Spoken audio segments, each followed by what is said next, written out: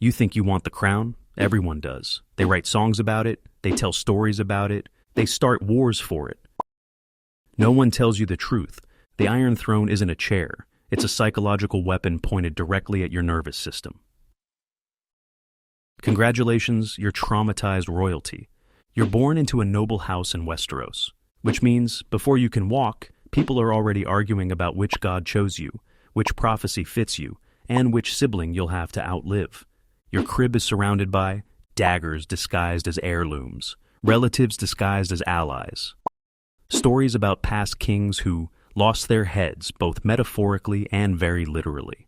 Your first lullaby? Not a soft song about stars and dreams. It's whispered court gossip through thin stone walls. Remember what happened to the Mad King. Remember what happened to the Usurper. Remember what happened to that king who trusted the wrong people and exploded. Spoiler, a lot of them explode. Eventually. From day one, you're not raised to be a person. You're raised to be a symbol. You learn fast. You don't cry in public. You don't trip on the steps. You don't say, I don't know, even when you really, really don't know. Psychologically, this is identity foreclosure. Your role is written before your personality even loads. You're not allowed to discover who you are. You're told who you are, repeatedly, by people with banners and trauma. You are The future of the realm. The blood of dragons. The son of the north. The one who will fix everything the last king broke. no pressure. Coronation, the day your free trial of humanity ends. The bards call it a glorious moment. Trumpets, banners, people cheering your name like you're a limited edition action figure. You sit on the Iron Throne for the first time, realizing it's sharp, it's cold, it's absolutely not OSHA compliant. Everyone bows, everyone smiles, everyone swears loyalty, and behind every smile, you can practically hear the internal monologue, "How long will this one last?"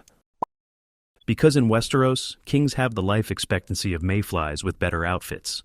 Psych-wise, your coronation is one long ceremonial anxiety attack. You're crowned with expectations you can't meet, enemies you can't see, debt you didn't create, wars you didn't start. The cheers fade, the music stops, the wine runs out. And then someone hands you a stack of problems taller than your family tree and says, "Your grace, the realm awaits your wisdom." you don't have wisdom. You have imposter syndrome in a fur cloak. The Small Council, your group chat from hell. In theory, the Small Council exists to help you rule. In practice, it's a live-action argument you attend daily.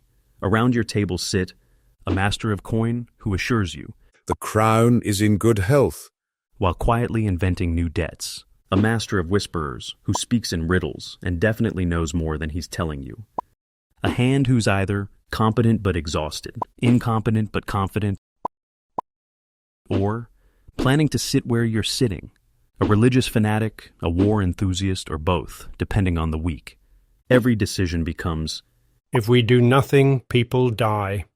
If we do something, different people die. You ask for honest counsel. You get flattery, half-truths, and one guy in the corner making bird metaphors about the realm. This is decision fatigue. When your brain gets so overwhelmed by high-stakes choices that everything starts to feel like the wrong answer.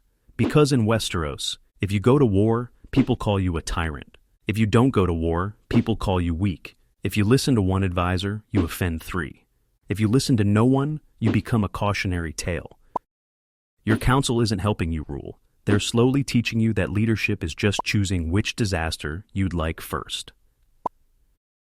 War by Raven. You lose even when you win. Every king in Westeros inherits at least one war. Sometimes it's a rebellion. Sometimes it's a succession crisis. Sometimes it's just a minor skirmish that turns into a 5-season arc. From the throne, war looks like painted maps, little carved horses, strategically placed wine cups. But every raven that arrives is a trauma notification. Your Grace, we've lost half our men. Your Grace, the enemy switched sides. Your Grace, the river is full of corpses and banners. You're not on the front lines, but your mind is. You imagine the screams you'll never hear, the burned villages you'll never see, the boys dying under your banner who think you know what you're doing. This is moral injury. When your decisions, even necessary ones, scrape against your sense of right and wrong until it bleeds. Win the battle, you've still orphaned children, destabilized regions, created 10 new grudges you'll see again next generation. Lose the battle? Well, you might not have to worry about ruling much longer. Either way, you don't sleep.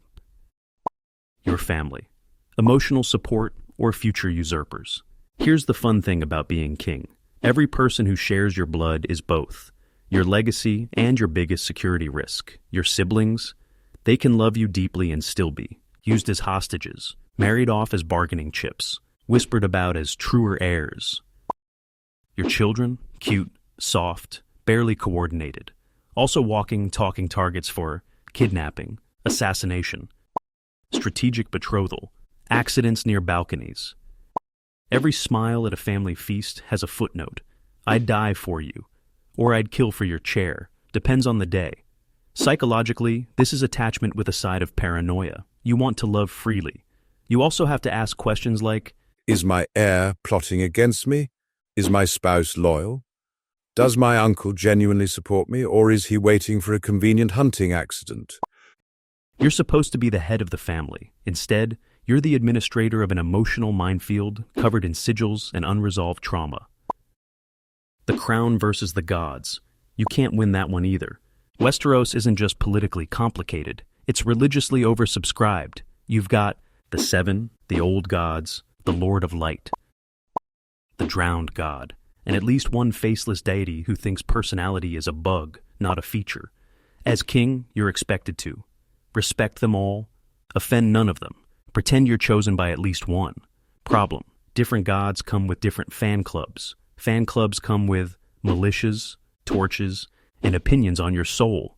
You make one wrong move, like offending a sparrow with a superiority complex or ignoring a red priestess who sees you in her flames, and suddenly your rule has a theological problem. This is cognitive dissonance at scale. You're anointed by the gods, but also one bad harvest, and everyone decides the gods hate you now. Some priest tells you, You are the chosen one. another whispers, The night is dark and full of kings who thought that. and somewhere in between, you're trying to figure out if the visions are real, the prophecies are metaphorical, or everyone's just weaponizing religion to push their political agenda. Spoiler, it's usually door number 3. Magic, dragons, undead, and you're still responsible. Just when regular politics aren't enough, Westeros adds fantasy DLC. Suddenly, your strategic inbox includes dragons, shadow assassins, ice zombies, dire wolves with better instincts than your council. You're expected to handle it. What does handle dragons even mean? They don't listen to treaties. They don't sign contracts. They don't pay taxes. You're forced to make decisions like, Do we negotiate with a woman who has 3 living warplanes with teeth? Do we believe the northern man who says winter comes with blue-eyed death? if you ignore the magic, you look foolish. If you embrace it, you risk becoming a tyrant with fire, a puppet of prophecy, or a footnote in someone else's chosen one narrative. Psych-wise, this is existential dread. When the threats you're facing don't just kill bodies, they rewrite reality. Because how do you legislate against a sword that bursts into flame? A man who sees past, present, and future but forgets normal human conversation? An army that refuses to stay dead? The answer is, you don't. You just try not to look surprised when the supernatural RSVP shows up uninvited. The people. Everyone hates you, but for different reasons. From the balcony, crowds cheering your name sound great. From the throne, they sound like a weather report, partly loyal with a chance of riot. Your subjects want lower taxes, more food, less war, fewer heads on spikes. Your nobles want higher taxes for everyone else, more land, better seats at feasts, their enemies' heads on spikes. You can't satisfy both. Most days, you can't satisfy either. If there's famine, it's your fault. If there's plague, it's your fault. If a comet appears in the sky, somehow that's your fault too. And when things go wrong, the realm doesn't say, The harvest failed. it says, The king failed. this is scapegoating at a national level. The entire population channels its fear, hunger, and grief directly at your crown. You are the face of their hope, the face of their disappointment, the easiest target to blame. When you ride through the streets, you don't see citizens. You see 10,000 silently updated approval ratings, and a few people eyeing your neck like they're picturing where the sword would go. The Iron Throne, weaponized furniture. Let's talk about the chair. It's not comfortable, it's not ergonomic, it's not even symmetrical. It's a pile of burned swords welded together by dragon fire, which is honestly the most on-brand metaphor for Westeros you'll ever sit on. Every time you ascend those steps, your body remembers. The people who died putting you here. The people who died trying to stop you. The people who will die to keep you here. You don't sit on the Iron Throne. You balance on a monument to generational violence. Psychologically, it's negative reinforcement in furniture form. It's sharp, so you can't relax. It's high, so you can't step down without everyone noticing. It's iconic, so you can never pretend you're just a man. You can't be human on that throne. You can only be king, and that's the problem. The mind of a king, crown-shaped neurosis. After a few years on the throne, your brain isn't normal anymore. You start to develop paranoia. Who's plotting? Answer, everyone. Hypervigilance. You notice every whisper, every glance, every missing cupbearer. Decision paralysis. You rethink every choice at 3 a.m. with bonus guilt. Emotional numbing.